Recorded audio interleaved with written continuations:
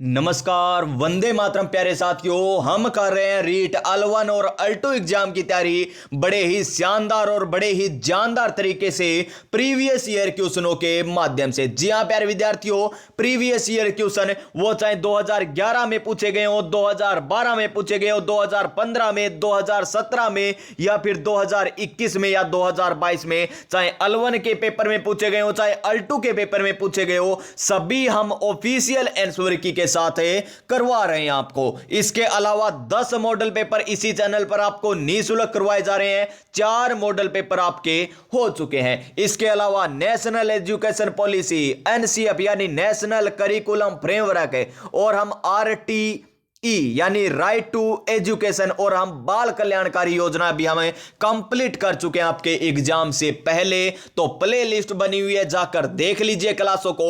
और आज की क्लास हम स्टार्ट करते हैं नई ऊर्जा, नई उमंग, नए मोटिवेशन के साथ। और आज का हमारा मोटिवेशन क्या है कि वक्त से लड़कर जो नसीब बदल दे इंसान, वही जो अपनी तकदीर बदल दे। यहां कल क्या होगा कभी ना सोच मेरे दोस्त, क्या पता कल वक्त खुद अपनी तस्वीर बदल दे, क्या पता कल वक्त खुद अपनी तस्वीर बदल दे। तो आज हम करने वाले हैं रीट L2 2015 में जो क्वेश्चन पूछे गए वो। तो चलिए क्वेश्चन नंबर 1 पढ़ते हैं हम। क्या है हमारा क्वेश्चन नंबर 1? निम्न में से कौन सी डिसलेक्सिया की विशेषता नहीं है? कौन सी डिसलेक्सिया की विशेषता नहीं है हमको यह बताना है। तो देखिए ऑप्शन नंबर ए, वाचन, परिशुद्धता, गति तथा बोध की समस्याएं होती है जी डिसलेक्सिया में, यानी यह तो हो गई इसकी विशेषता। ऑप्शन नंबर बी को ध्यानपूर्वक पढ़िए। सीधे या उल्टे हाथ के प्रयोग के संबंध में निश्चय, यह कैसी आ गई, यानी यह डिसलेक्सिया से संबंधित नहीं है। फिर देखिए लिखने की धीमी गति, यह भी डिसलेक्सिया से संबंधित है। और छपे हुए शब्दों को सीखने और याद करने में कठिनाई, यह भी संबंधित है। तो इसका आंसर हमारा ऑप्शन नंबर बी हो जाएगा, जो डिसलेक्सिया से संबंधित नहीं है, यानी सीधे या उल्टे हाथ के प्रयोग के संबंध में निश्चय कर पाना, यह डिसलेक्सिया की विशेषता नहीं है। किसमें पूछा गया? L2 2015 में यह क्वेश्चन पूछा गया था। क्वेश्चन नंबर 2 क्या है? क्वेश्चन नंबर 2, और बिना देरी किए हम क्वेश्चन करेंगे, फटाफट क्वेश्चन करेंगे। व्याख्या आपको अलग से करवा रखी है, कोई दिक्कत नहीं है। यहां पर क्वेश्चन देख लीजिए। सशक्त अभिप्रेरणा सीखने का प्रभावशाली घटक है। क्या है प्रभावशाली घटक? है सशक्त अभिप्रेरणा सीखने का, पावरफुल मोटिवेशन के लिए हमें बताना है। इसमें बालक स्वस्थ रहता है, क्या ध्यान करता है, या फिर शीघ्रता सीखता है, शीघ्र सीखता है, या प्रसन्न रहता है। तो बालक क्या करेगा? शीघ्र सीखेगा। अगर सशक्त मोटिवेशन है यानी सशक्त अभिप्रेरणा है तो बालक क्या करेगा? शीघ्र सीखता है। ऑप्शन नंबर सी होगा इसका सही आंसर। नेक्स्ट क्वेश्चन थोड़ा जूम कर लेते हैं ताकि आपको अच्छे तरीके से दिखाई दे। क्वेश्चन नंबर 3 देखिए क्या है हमारा। हस्तशिल्प की शिक्षा दी जानी चाहिए, यानी craft education be given to, यानी हस्तशिल्प की शिक्षा दी जानी चाहिए मंदबुद्धि बालकों को, पिछड़े बालकों को, या सामान्य बालक को, या प्रखर बुद्धि बालक को। तो इसका आंसर हमारा हो जाएगा ऑप्शन नंबर ए, हस्तशिल्प की शिक्षा किसको दी जानी चाहिए? मंदबुद्धि बालक को दी जानी चाहिए। ऑप्शन नंबर ए क्या हो जाएगा इसका right answer? Option number A हो जाएगा। क्वेश्चन नंबर 4, छात्रों में चोरी करने की आदत को कैसे दूर किया जा सकता है? L2 2015 में पूछा गया। क्या हम उसे सजा देंगे? नहीं जी, सजा देकर तो उसे नहीं कर सकते। क्या उसे तोड़ना देकर, यानी तोड़ना देकर यानी मार धाड़ कर करे? नहीं, ये भी नहीं होगा। 4 नंबर में ये भी नहीं होगा। उदाहरण देकर, क्या उसे कोई उदाहरण देकर कहेंगे? तो प्यारे विद्यार्थियों यही आ जाएगा। जी हां, उसे उदाहरण देंगे कि चोरी करने से ऐसा हो जाएगा, आपको जेल हो सकती है, ऐसा हो जाएगा। यानी क्या बालकों को पारितोषिक देकर? नहीं, गिवन रिवॉर्ड्स, अवार्ड। यहां पर रिवॉर्ड क्यों देंगे पारितोषिक देके? तो देखिए उदाहरण देकर एकदम सही है। तो ऑप्शन नंबर बी हो जाएगा इसका राइट आंसर। क्या हो जाएगा? Option number B. Question number 5, प्रतिभावान बालकों की पहचान करने के लिए हमें सबसे अधिक महत्व किसको देना चाहिए? अभिभावकों के मत को देना चाहिए, या वस्तुनिष्ठ परीक्षणों के परिणाम को देना चाहिए, या शिक्षक के निर्णय को देना चाहिए, या समुदाय के विचार को दिया जाना चाहिए? तो इसका आंसर हमारा क्या हो जाएगा? ऑप्शन नंबर बी, वस्तुनिष्ठ परीक्षणों के परिणाम को देना चाहिए। प्रतिभा बालकों को पहचान करने का यह सबसे अच्छा क्या है, अधिक महत्व किसको? इन्हीं को देना चाहिए, वस्तुनिष्ठ परीक्षणों को दिया जाना चाहिए। यानी ऑब्जेक्टिव टेस्ट जो होते हैं, जो आपकी होने वाली है ना, रीट पात्रता जो होने वाली है ऑब्जेक्टिव टाइप की होगी ना, वो प्रतिभावान बालकों के लिए बड़ी ही अच्छी होगी। तो देखिए नेक्स्ट क्वेश्चन नंबर 6, निम्न में से कौन सा तनाव को कम करने का अप्रत्यक्ष ढंग है? अप्रत्यक्ष हमें बताना है, और इसमें अप्रत्यक्ष एक है और 3 क्या है? प्रत्यक्ष ढंग है। किसको? तनाव को कम करने के लिए। तो देखिए इसका आंसर क्या हो जाएगा? विश्लेषण और निर्णय नहीं, रुकावट को दूर करना नहीं, दूसरों को लक्ष्यों का प्रतिस्थापन नहीं। तो उदात्तीकरण इसका सही आंसर हो जाएगा। अप्रत्यक्ष ढंग कौन सा है? उदात्तीकरण हो जाएगा। क्वेश्चन नंबर 7, बालकों को मुफ्त एवं अनिवार्य शिक्षा यानी RTE, right to education policy जो थी, एक्ट था 2009, और आपको करवा रखा है। कब लागू हुआ था देश में? अच्छे तरीके से आपको करवाया था, और इसका आंसर 1 अप्रैल 2010 हो जाएगा। Option number B. कितने अध्याय थे टोटल? इसमें 7 अध्याय थे, 38 धाराएं थे, और 39वीं धारा कब जोड़ी गई थी? RTE 2009 का प्रथम संशोधन 2012 में हुआ था, उसमें 39वीं धारा जोड़ी गई थी, जिसमें क्या कहा गया था? कठिनाइयों को दूर किया जाएगा, कठिनाइयों को दूर किया जाएगा। और सारी धाराएं आपको बताई थी। एक अनुसूची है, कितनी? एक अनुसूची है। नेक्स्ट क्वेश्चन देखिए हमारा क्या है? NCF 2005 में, नेशनल करिकुलम फ्रेमवर्क 2005 में कला शिक्षा को विद्यालय में जोड़ने का उद्देश्य है, यानी कला शिक्षा है उसको विद्यालय में जोड़ने का क्या उद्देश्य है, ये हमको बताना है जी। क्या उद्देश्य है उसका? देखिए, सांस्कृतिक विरासत की प्रशंसा करना, ठीक है जी, बिल्कुल सही है। कला शिक्षा का महत्व है, बढ़िया उद्देश्य है ये। तो छात्रों के व्यक्तित्व और मानसिक स्वास्थ्य को विकसित करना, ये भी है। केवल ए सही है क्या? नहीं, बी भी तो सही है। ए और बी दोनों सही है, यानी both A and B are correct. Option number D danger option एकदम कहेंगे। ऑप्शन नंबर डी हो जाएगा इस क्वेश्चन का सही आंसर। क्वेश्चन नंबर 9 क्या है? क्वेश्चन नंबर 9, क्वेश्चन नंबर 9 हमें दे रखा है जी, बड़ा ही शानदार क्वेश्चन। थोड़ा सा छोटा करना पड़ेगा स्क्रीन को। तो देखिए यहां पर, जब बालक की परीक्षा द्वारा मापी हुई योग्यता के सही मूल्यांकन में स्थायित्व होता है, तब उस परीक्षा को कहते हैं, क्या कहते हैं? वैधता वाली है, बिल्कुल सही है। विश्वसनीयता वाली है, बिल्कुल सही है। ऑब्जेक्टिव वाली है, यानी वस्तुनिष्ठता वाली है, या उपयुक्त में से कोई नहीं? उपयुक्त में से कोई नहीं। तो इसका आंसर हमारा आ जाएगा ऑप्शन नंबर बी। क्या आ जाएगा?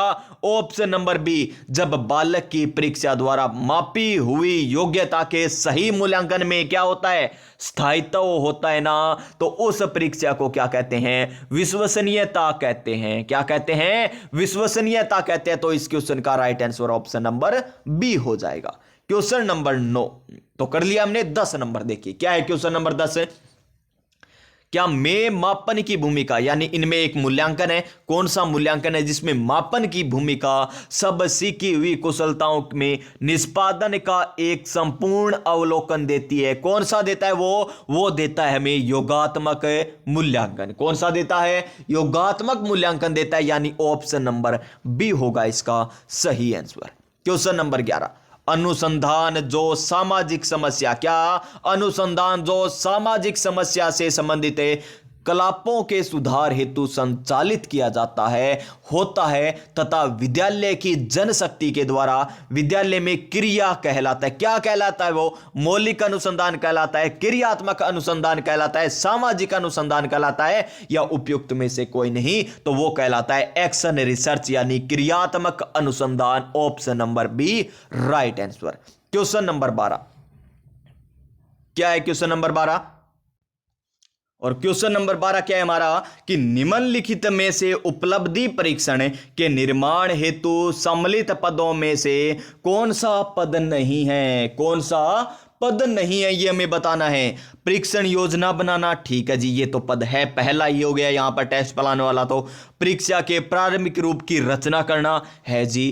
परीक्षण का पुनर्निरीक्षण है जी। परीक्षण का अनुप्रयोग ये नहीं है जी। तो कौन सा पद नहीं है? ऑप्शन नंबर डी, ये नहीं होगा। उपलब्धि परीक्षण के निर्माण हेतु सम्मिलित पदों में शामिल नहीं होगा। क्वेश्चन नंबर 13 क्या है? क्वेश्चन नंबर 13, गामक विकास से हमारा तात्पर्य है मांसपेशियों के विकास से तथा पैरों के उचित उपयोग। उचित उपयोग आगे क्या है? उचित उपयोग, बस इतना ही क्वेश्चन है। तो हमें बताना है गामक विकास से हमारा तात्पर्य है मांसपेशियों के विकास से तथा पैरों के उचित उपयोग, मस्तिष्क और आत्मा, अधिगम और शिक्षा, प्रशिक्षण एवं अधिगम, और शक्ति और गति। तो इसका आंसर क्या हो जाएगा हमारा? शक्ति और गति हो जाएगा। Option number D, strength and speed हो जाएगा। नेक्स्ट, 20वीं शताब्दी को बालक की शताब्दी कहा, किसने कहा? यह परिभाषा किसकी है?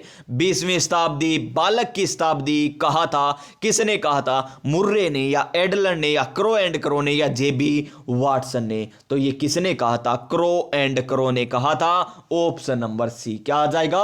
ऑप्शन नंबर सी आ जाएगा। क्वेश्चन नंबर 15, इस अवस्था को मिथ्या परिपक्वता, यानी यहां पर मिथ्या परिपक्वता का समय भी कहा जाता है। मिथ्या पक्वता का भी समय कहा जाता है। कौन सी को कहा जाता है? मिथ्या यानी झूठ है। तो देखिए, शेषवावस्था को कहा जाएगा क्या? नहीं, बाल्यावस्था को कहा जाएगा। Option number B. जब बालक को पूछा जाता है कहां गया था, वो कहेगा यहीं पर खेल रहा था। गया था वो कहां पर? खेत में बेरिया खाने, खेत में बेरिया खाने गया था, और कहेगा मैं यहीं पर गया था। सामान खुद तोड़ देगा, कहेगा मैंने तो नहीं तोड़ा, इसने तोड़ा है। यानी बाल्यावस्था को कहा जाता है मिथ्या पक्वता। फिर देखिए, मनुष्य जीवन का आरंभ मूलतः घटित है 2 कोष, केवल एक कोष, या कई कोष, या कोई कोष नहीं। यानी मनुष्य का जीवन आरंभ मूलतः घटित है। तो इसका आंसर क्या आ जाएगा हमारा? ऑप्शन नंबर बी, केवल एक कोष। Option number B. Question number 17 देखिए क्या है? शेषवावस्था की विशेषता नहीं है। शेषवावस्था की विशेषता कौन सी नहीं है? शारीरिक विकास की तीव्रता होती है जी, विशेषता है। दूसरों पर निर्भर रहते हैं जी। मानसिक विकास भी तीव्रता से होता है। तो यहां पर नैतिकता का होना यह नहीं पाया जाता शेषवावस्था में। ऑप्शन नंबर सी हो जाएगा सही आंसर। क्वेश्चन नंबर 18, चिंतन यानी थिंकिंग क्या है? What is thinking? थिंकिंग क्या है? प्रतीकों का प्रयोग, भाषा का प्रयोग, पार्थेक्षिक प्रक्रिया, या फिर स्वयं प्रत्यय अधिगम। तो ये क्या हो जाएगा हमारा? प्रतीकों का प्रयोग हो जाएगा। Option number A. और ऑप्शन नंबर ए क्या कहता है? अब की बार सरकारी नौकरी हमारी है सरकार। क्वेश्चन नंबर 19 को ध्यान पूर्वक पढ़िए। क्या है क्वेश्चन नंबर 19? अप्रत्यक्ष पथ समस्याओं का उपयोग किस श्रेणी के प्रयोज्यों के लिए किया जाता है? तो ये किया जाता है किसके लिए? प्रौढ़ के लिए किया जाता है, यानी एडल्ट्स के लिए। यानी option number B. Option number B. Question number 20, समस्या के अचानक समाधान की वकालत करने वाले सिद्धांत का नाम है। क्या नाम है उसका? समस्या के अचानक समाधान की वकालत करने वाले सिद्धांत का नाम क्या है? संक्रियात्मक अधिगम, सूझ का सिद्धांत, या प्रत्यय एवं भूल का सिद्धांत, या फिर अनुबंधन। तो यह है सूझ का सिद्धांत। Option number B right answer, theory of insight. Next question, question number 21 क्या है? 21 नंबर क्वेश्चन, संवेदना ज्ञान की पहली सीढ़ी है। ठीक है जी, ये कथन मानसिक विकास है या शारीरिक विकास है या ध्यान का विकास है या भाषा का विकास है? संवेदना ज्ञान की पहली सीढ़ी है और ये मानसिक विकास है। ये कथन क्या है?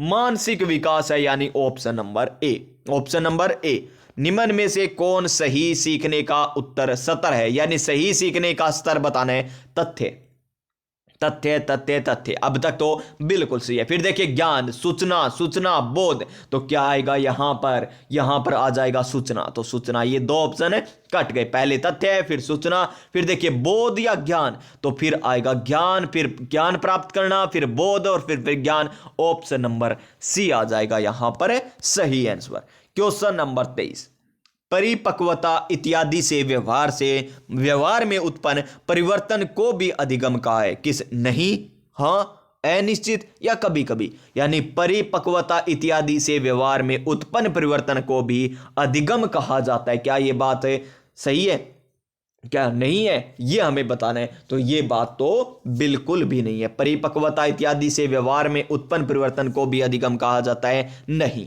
ये नहीं आएगा।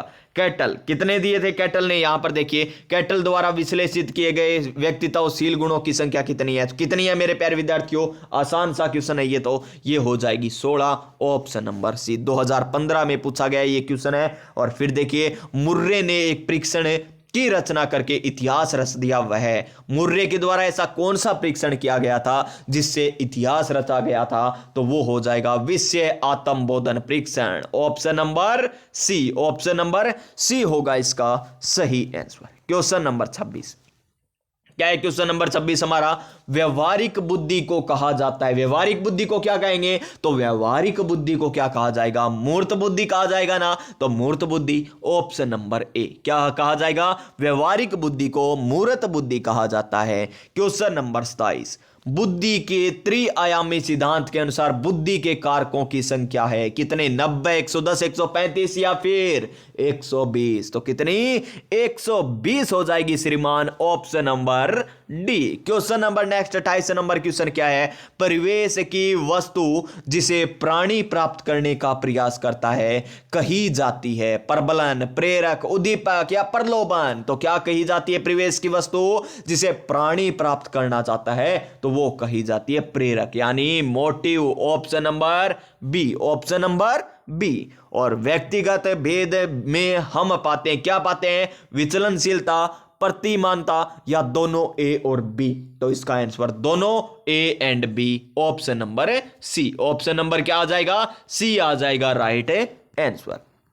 क्वेश्चन नंबर 23 2015 अल्टू में पूछा गया अंतिम क्वेश्चन कि मेरेडिथ के अध्ययन के आधार पर कहा जा सकता है कि सामान्य रूप से उन परिवार के बालक होते हैं जो सामाजिक स्तर से ऊंचे होते हैं, कम स्वस्थ और विकसित, अधिक स्वस्थ और विकसित, अधिक स्वस्थ और कम विकसित, या स्वस्थ नहीं पर विकसित। मेंडरिथ के अध्ययन के आधार पर कहा जा सकता है कि सामान्य रूप से उन परिवार के बालक स्वस्थ या फिर कम स्वस्थ और विकसित आएगा, या फिर अधिक स्वस्थ और विकसित। तो यह आ जाएगा कि परिवार के बालक अधिक स्वस्थ व विकसित होते हैं जो सामाजिक स्तर से ऊंचे होते हैं, यानी ऑप्शन नंबर बी हो जाएगा राइट आंसर। क्या हो जाएगा, option number B right answer हो जाएगा। तो प्यारे विद्यार्थियों 2011 में L1 और L2 में पूछे गए पेपर हमने कर लिए, 2012 में L1 और L2 में पूछे गए प्रश्न कर लिए, और 2015 L1 और L2 में पूछे गए पेपर हमने कर लिए। अब बचे कौन से हमारे, 2017 वाले, 2022 वाले और 2021 वाले। ये 3 बचे हैं, यानी 3 दूनी 6 हमारे पेपर और बचे हैं, कर लेंगे पेपर से पहले, और 6 ही हमारे मॉडल पेपर बचे क्योंकि 4 मॉडल पेपर हमारे हो चुके हैं। और एनईपी टॉपिक कंप्लीट करवा दिया आपको, और बाल कल्याणकारी योजना टॉपिक कंप्लीट करवा दिया, एनसीएफ 2005 कंप्लीट करवा दिया, आरटीई 2009 कंप्लीट करवा दिया। तो कोई दिक्कत नहीं है, स्वस्थ रहिए, मस्त रहिए, अपनी अपनी तैयारी में व्यस्त रहिए। मिलेंगे नेक्स्ट क्लास में नई ऊर्जा, नई उमंग, नए मोटिवेशन के साथ। तब तक जय हिंद, जय भारत।